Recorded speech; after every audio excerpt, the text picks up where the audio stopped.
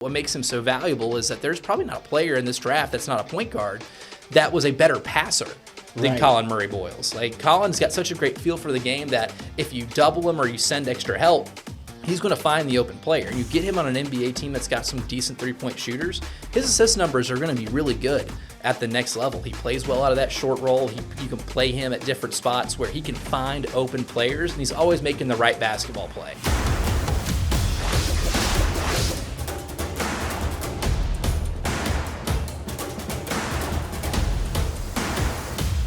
Welcome into South Carolina Sideline. If you haven't already, make sure you subscribe to us on all the platforms. We're on YouTube. We're everywhere you can get your podcast, Spotify, Apple Music, Amazon. So make sure you go ahead and subscribe. We're continuing to grow the podcast. We're returning a guest today, Elijah Campbell, 107.5 The Game. He's back. We're here to talk about more things, especially last time you were here. You talked about NBA draft prospect, former Gamecock, Collin Murray-Boyles. You rated him highly as a defensive prospect, and you said he could get it done on the offensive side of things as well. Obviously, the Toronto Raptors drafting him at number 9, higher than a lot of people had him projected to go, shows that you really knew what you were talking about with him. Yeah, I mean, to me, when just watching what Collin's impact was on this team, people will throw out the team's record. And I know around here, when you're so invested in the team's success, it can kind of get lost on you how good one individual player is. But Collin was so good last year that if you look at just the on-off numbers, that this team is around, I think it was around 20 points different whenever he was off the floor per 100 possessions. That is wild. There was not a player in this draft that had that big of an impact on their team. So you look at 12 and 20 and you think about how bad it could have been if Collin wasn't playing. Collin covered up even more warts than what they had. But just looking at it, and from the people that I've talked to as well that I trust as next level evaluators, were equally as high on him as I was. And a lot of them, they point to how versatile he is on the defensive end. He's playable right now at the NBA level as a defender, because we saw what he did against some of the nation's best. We saw what he did against Janai Broome. We saw what he did against the bigs at Florida.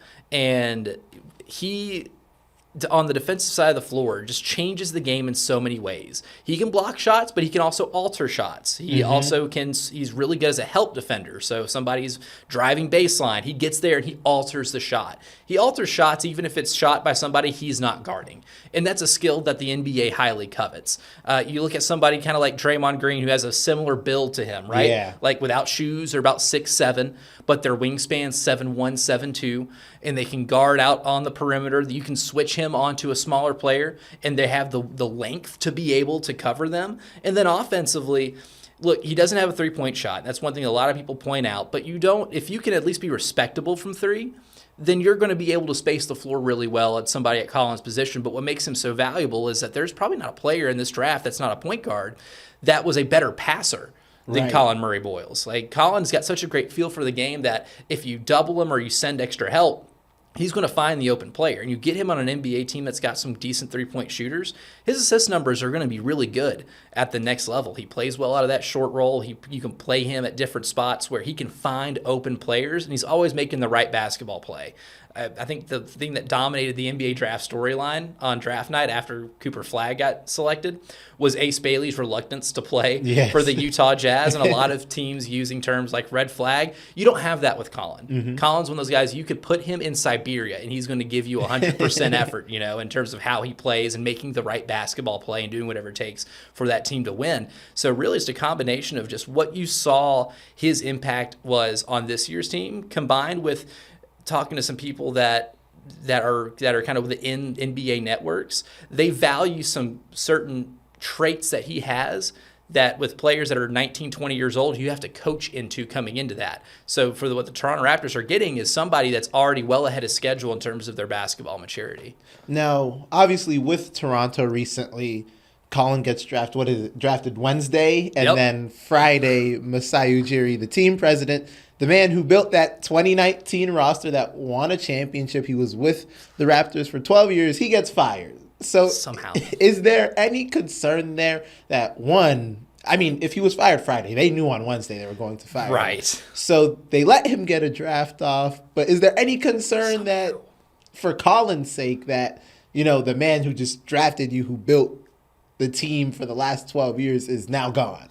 Yeah, my biggest concern would be, is the front office in lockstep with the coaching staff in terms of how to use him? Because when you look at Collin Murray-Boyles and you see the things that he can't do, and if you focus on the things that he can't do, then you're not going to use him correctly. Mm-hmm. If Masai Ujiri drafted Collin to be that defensive specialist, the versatile defender that he is, and he drafted him to be a connector on offense, not a guy that you're asking to score 20 points a game. If the coaching staff and that front office are still kind of in lockstep with that mission on how to use him, it shouldn't make a difference.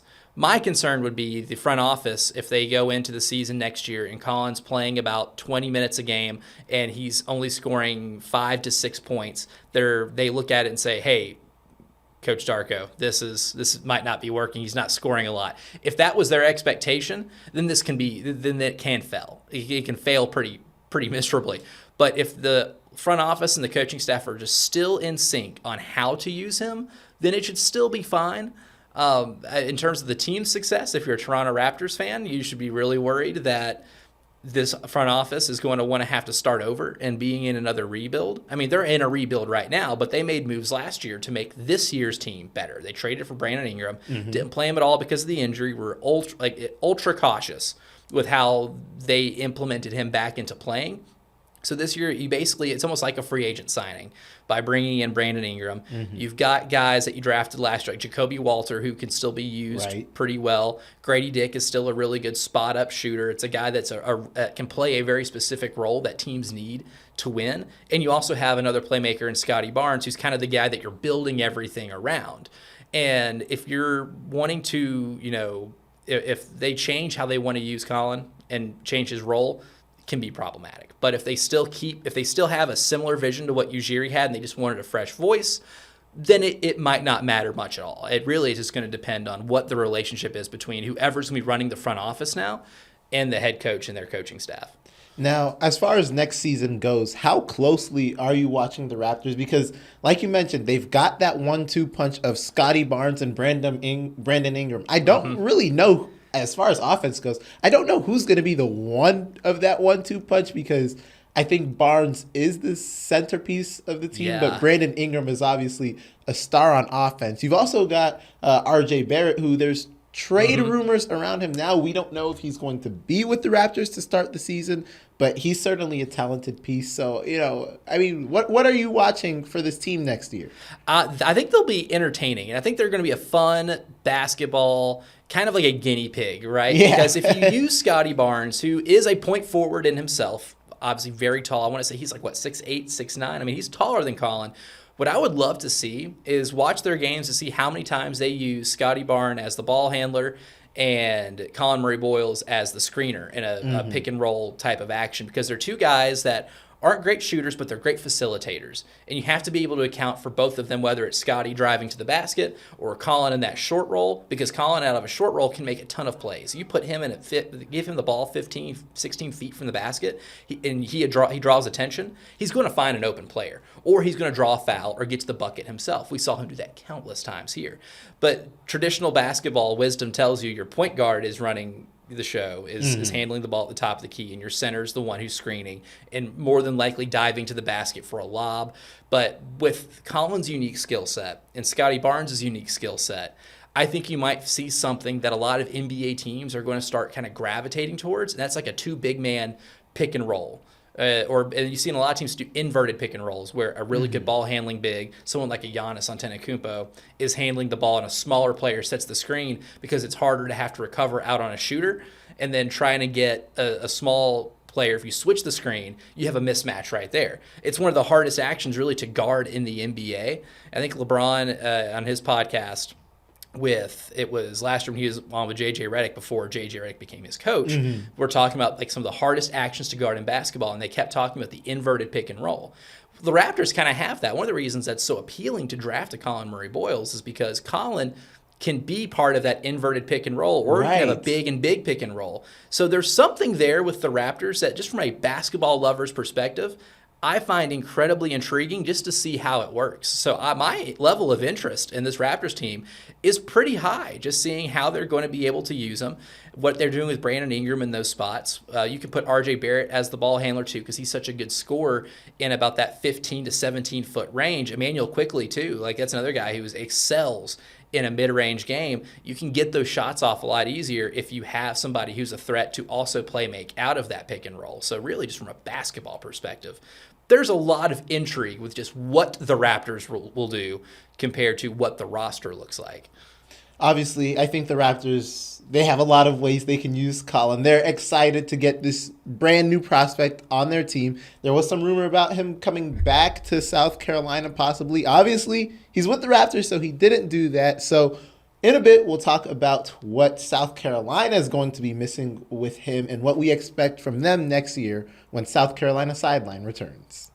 Welcome back to South Carolina Sideline. We were just talking about Collin Murray-Boyles and his draft into the NBA with the Toronto Raptors. Obviously, his ascent to the pros means that leaves a hole with South Carolina men's basketball, losing their best player, not just their best player, but a solid portion of the team. They have, you could say, 3 returners. They have 2 returners from last year, but Meechie Johnson is back, so I'd count that as a 3rd returner for this team.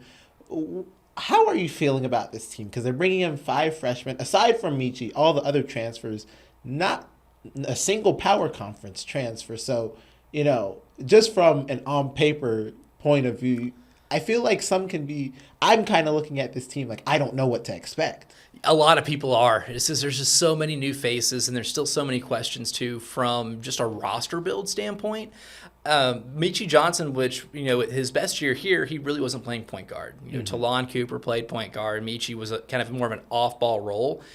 I think we're going to see a lot of Meechie Johnson as that point guard. And there's so much that needs to be seen in terms of how the team operates. I call this the ultimate proof of concept team, because there's a concept in place, and I know they have a plan in place, but the pieces are different than what a conventional college basketball team might look like.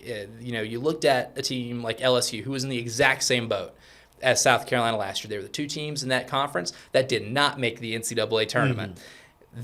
Both schools, publicly and behind closed doors, talked about how they were going to spend more money in the offseason to acquire new talent.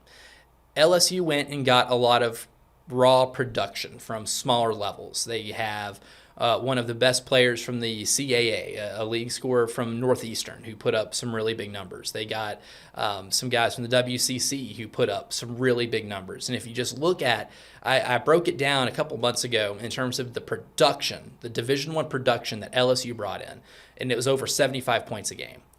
I think South Carolina's was around 30.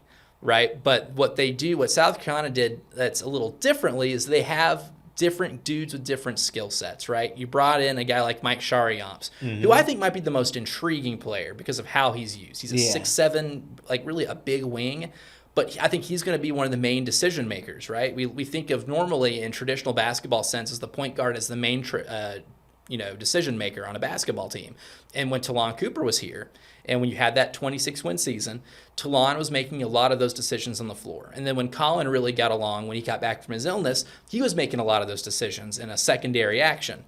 But with this team, too, Meechie's probably going to be the point guard, but Mike Shariamps might be one of the main decision makers. Him and Eli Ellis are going to be some of the bigger decision makers on this team as it pertains to what you're doing once that first action starts and it's time to trigger another one on offense. Do I think it will work? I don't know. It's one of those things. I need to see more of Mike Shariamps. It's hard to get a good gauge on someone like Mike because this is his 4th school in 4 years. Started out at Dayton, then went to San Francisco, to Utah, to here. He's a 4 school and 4 year kind of guy. How much he's been able to develop is going to become evident once we get into SEC play and the defenses start getting a lot better. The teams that start to know you better than you know yourself kick in, and they're going to start throwing different things at you and try to counteract a lot of those secondary actions that you have. There's a lot of question marks on this team, and how they're going to be used is interesting. Similar in a way that the Toronto Raptors are going to be one of those teams that it's going to be more interesting to see how these parts are used as opposed to just what the collection of parts looks like. And it's it's fascinating, too, because then you look at the center position. The centers, there's really only 2 true centers on this roster. Yeah. Jordan Butler, Kreese Esendoku, the transfer that they got from Providence, previously at St. Joseph's. Neither of Esendoku or Butler have played over 21 minutes in a game on average for their college careers. And these are guys that have both their third year playing college basketball. You can split their time half, and then that won't ask them to do too much. But all it's going to take is one of those guys to get in foul trouble, and the other's going to have to start playing 26, 27, maybe 28 to 30 minutes in a game. How they handle that still remains to be seen. This team is going to be the biggest question mark in terms of what you have and what the pieces are going to look like and how they're actually going to be utilized, and really in the entire SEC. Now, obviously, we talk about those returners. We kind of know, like you said, Michi can be used in a different way than he was before, but we kind of know what to expect from him. We have Miles Studi coming back. He was granted a waiver for another year of eligibility.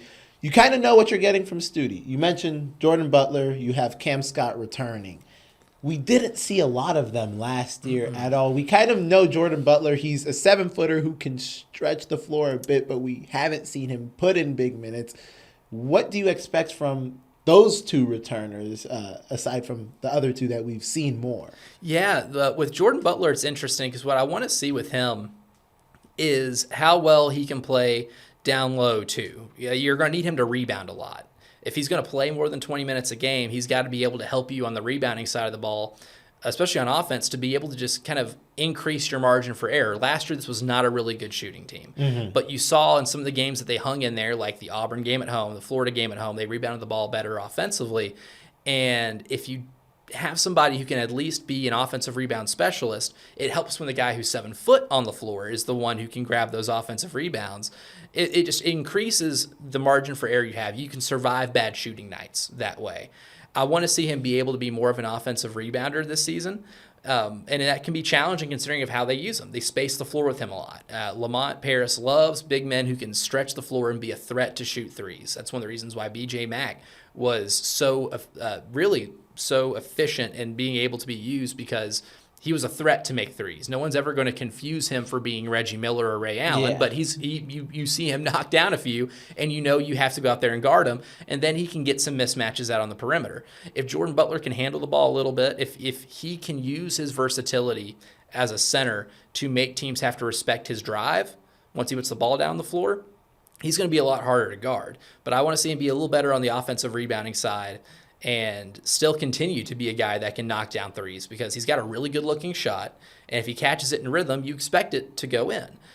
With Cam, it's one of those really interesting things. Cam, I believe, just didn't get a lot of playing time last year because he's a little behind schedule defensively.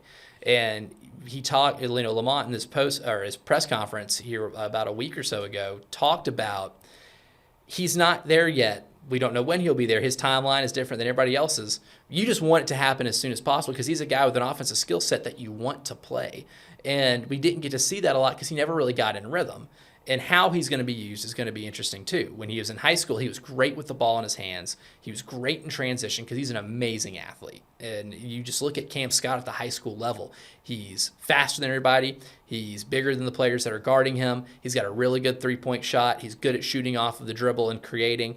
But you didn't get to see him do that a lot last year because they felt like he was a defensive liability, and he was. And he's got to be able to be better on the ball. He's got to be able to fight through screens a little better, because if there's anything that I've learned about a Lamont Paris coach defense over these last 3 years, he does not like to switch on ball screens. Right. Hates it. Yeah. Hates it. He'll hedge him. He'll have his bigs hedge him, but he does not like to switch. So what Cam's going to have to do is be better at fighting over those screens, staying in front of his man, and do what they call chesting the ball, keeping your chest in front of the ball handler, and being able to keep them from really getting to the basket and making your defense shift around. If Cam can make that jump, we'll see a really big improvement from him, because then he can get into an offensive flow a little bit.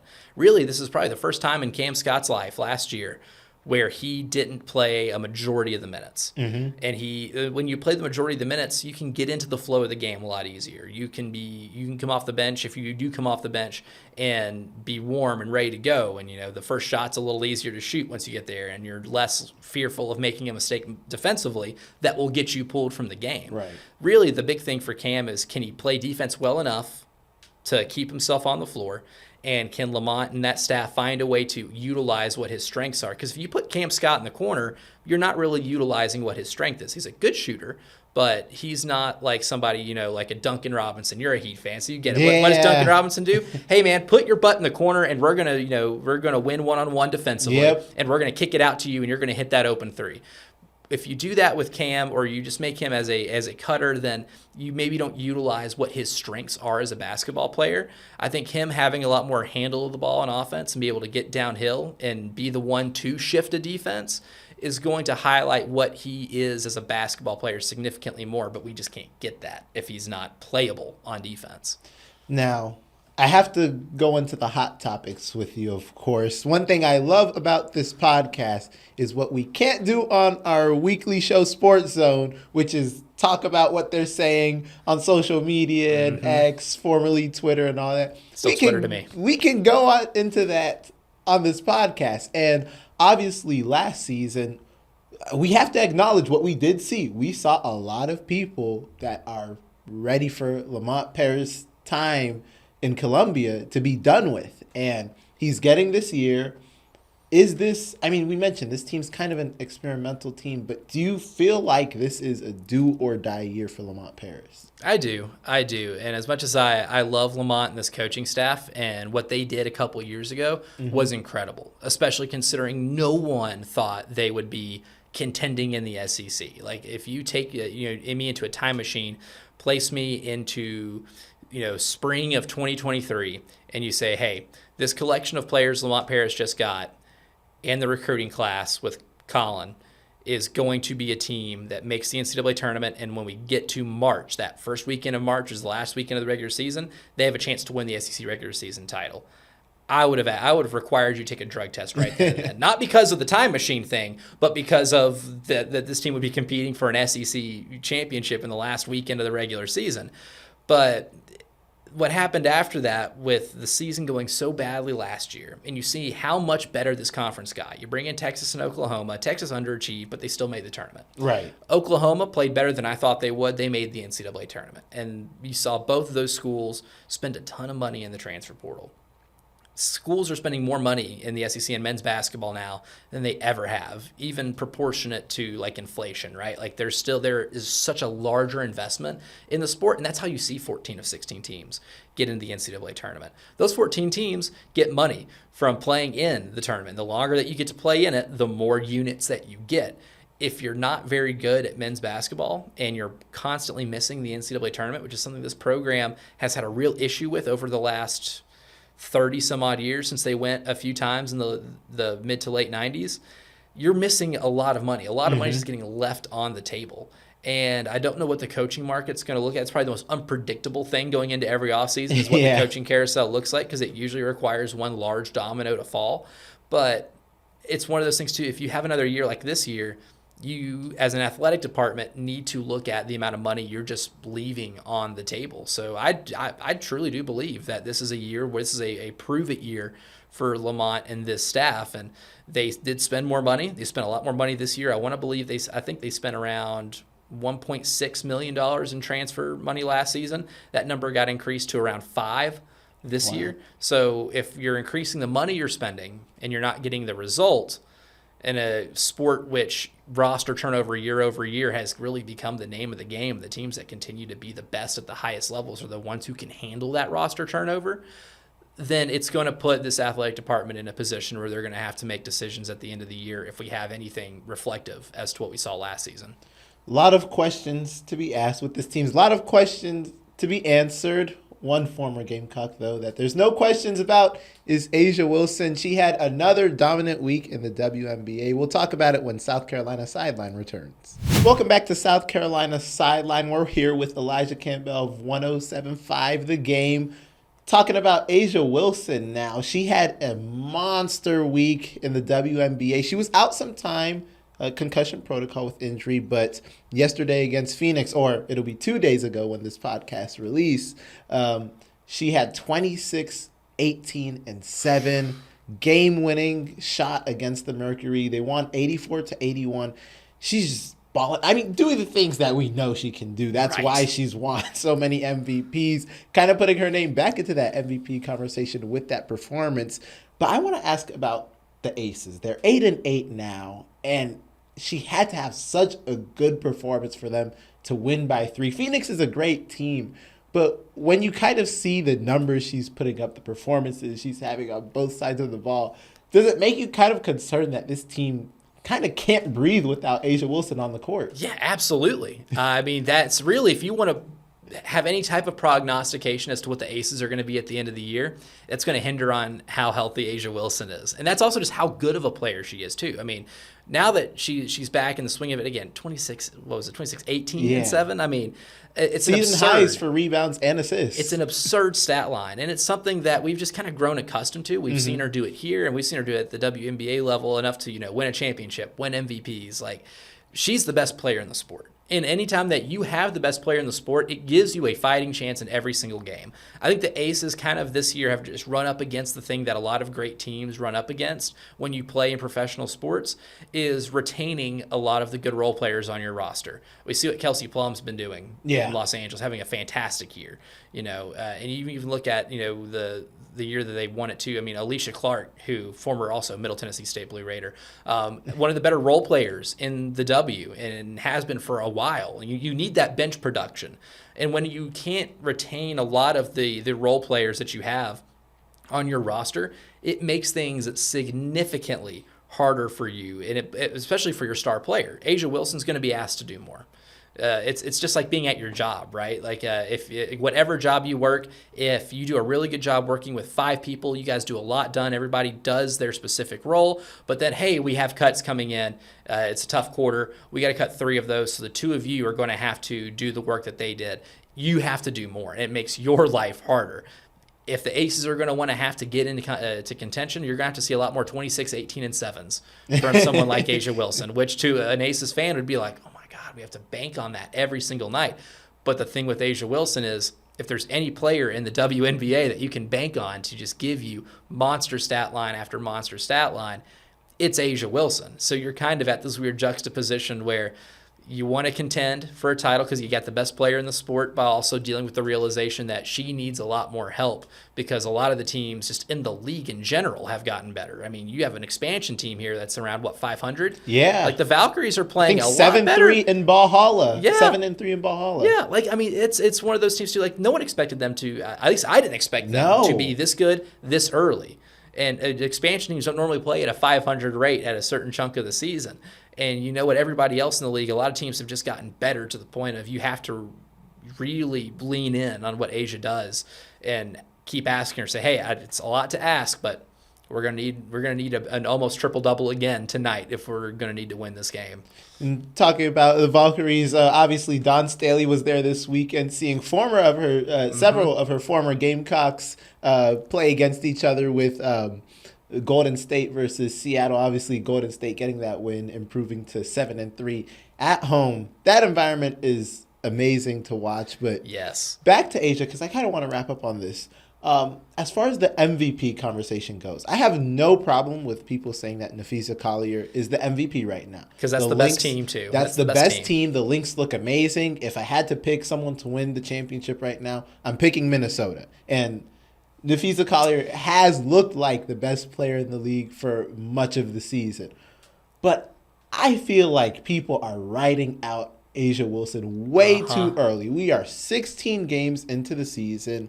Asia's having a fantastic year. I haven't checked the most recent stats after this last game, but I know she's averaging around 2.5 blocks per game, 1.5 steals. She's shooting over 90% from the line as a big. Like that's insane. You don't expect your bigs to shoot 90% from the stripe. And she's putting in performances like this. When you talk about most valuable, their season hasn't looked great, but it looks a lot worse without A'ja Wilson. Do you feel like it's just voter fatigue at this point? Yeah, I think it's a combination of voter fatigue and this like age-long gripe I've had with the MVP award in any sport, right? There is because some voters will do the just best player on the best team. And I've always thought that was kind of lazy. Sometimes the best player on the best team is the most valuable because the reason that team is so good is because that player is that valuable, right? But when you look at what A'ja Wilson has to do in order for her team to win games compared to what Napheesa Collier has to do to win games for Minnesota, it's completely different. Minnesota's a really good team. They've got a really good bench unit. They've got scoring options all over the floor. And Collier's having an amazing season. And I wouldn't be mad if she won the MVP. No. By any means. I would still say it was deserving. But I think the conversation is a lot closer, that the race is a lot closer than people think if you want to truly stay to the virtue of most valuable player. How important is that V in that MVP discussion to you, the voter? Is it best player on best team? Is it this player being this good is what elevated the Minnesota Lynx to being the best team in the WNBA? Or are we just talking, if you take this player off their team, how much do they fall off a cliff? If you take Napheesa Collier off of the Minnesota Lynx, they're going to fall off, right? Yes. They might not fall off a cliff. They might fall off like the tallest diving board at the pool that you go to, right? The cliff they fall off more resembles the Grand Canyon than that big, tall thing at the, the diving board at the swimming pool. Then that might be your answer. But it's one of those things, too, like where in pro sports we do kind of get pigeonholed to leaning towards best player, best team.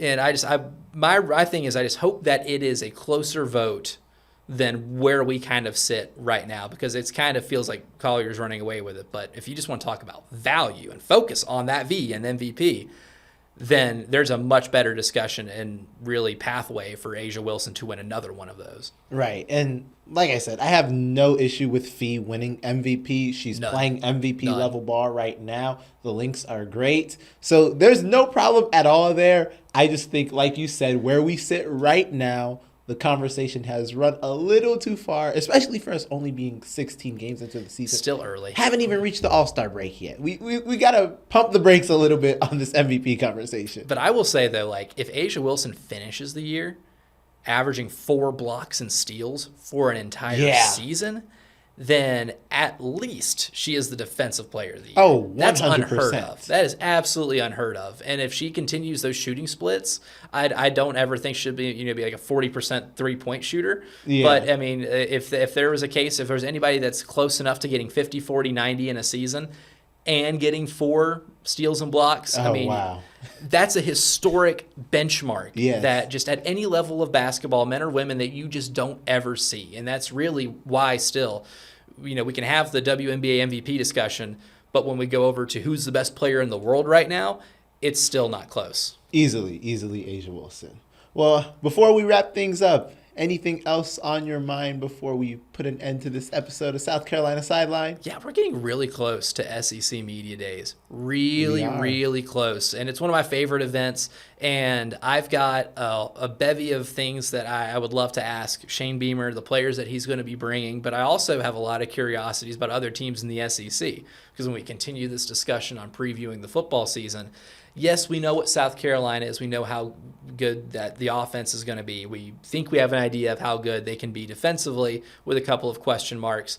But really the biggest contingency that I have on making them a 10-2 or a 9-3 team, or having the expectation that they go 9 or 10 wins, is how good are about 3 teams on the schedule. How good will Alabama be with their quarterback situation? What does Oklahoma's offense look like with a brand new offensive unit? We know they're going to be good defensively, but is John Mateer good enough for them to be able to score points where they're not just having to win games that have 17 total points combined in them to be able to get to 8 or 9 wins? And how good is Missouri at replacing a lot of their production? Because they lost a lot, both offense and defense. I think those are the 3 key games in the season that can basically decide whether or not this Carolina team is in the discussion for the playoff, or that they're just going to be happy to be in a bowl game. I think how good those teams are is going to play a big role in that. And I think when we get to SEC Media Days, we're going to hear from coaches and players. It's going to give us a little better of a picture to be able to determine maybe how much better South Carolina is or is not than those 3 teams that I mentioned. I thought you were going to go LSU. Honestly, Jared, LSU is the game that I'm already chalking up as a loss. Oh. I think that LSU team is arguably the best on your schedule, roster-wise. Now, what Brian Kelly's rosters are and what Brian Kelly's teams have done at LSU have been two completely different things. But it is very hard. If they win that game in Baton Rouge on October 11th, because it's going to be at night, I can almost bet an irresponsible amount of money that game's going to be at night. But if they win that game, we're looking at a team that is good enough to not just make the college football playoff, but advance in it. That's how highly I think of this LSU team going into the season. So if Carolina pulls that off, there's not a team on that schedule that you chalk up as an L. All right. Well, I can't wait till SEC Media Day so we can hear from some of these coaches, hear what they're kind of feeling about each other. Of course, I assume you're going to be there. I'm absolutely going to be there. We plan on being there. If you're watching this on YouTube, drop some comments. Tell us what you want us to ask of those coaches. I always go through the comments to see what you all are saying about our podcast. Of course, if you're not watching on YouTube, you can follow us on Spotify, Apple Music, Amazon, wherever you get your podcast. Before we go, Elijah, tell them where they can find you. Yeah, you can find me on Twitter. I still call it Twitter. I'm not backing down from that. Twitter at @E_Campbell3. Yeah, it's just a habit, and it's one of those I just don't want to break. I don't want to break into that. But at @E_Campbell3 on Twitter, and you can listen to me at 107.5 The Game from 3 to 6 every day with Jay Phillips. We got a lot of stuff coming in store with our radio station, some changes, so just stay tuned as to what those are going to be. But you can hear me on the radio and see all the takery that I engage with on a daily basis on the Bird app. All right. Thank you so much, Elijah. And big shout out to Claire Foley. You won't be seeing her soon because she is getting married. So yeah, big shout out to Claire. Congrats on her and Kate on getting married. That'll wrap it up for South Carolina Sideline. Thank you, Elijah, for joining us. Thank you so much for watching and listening.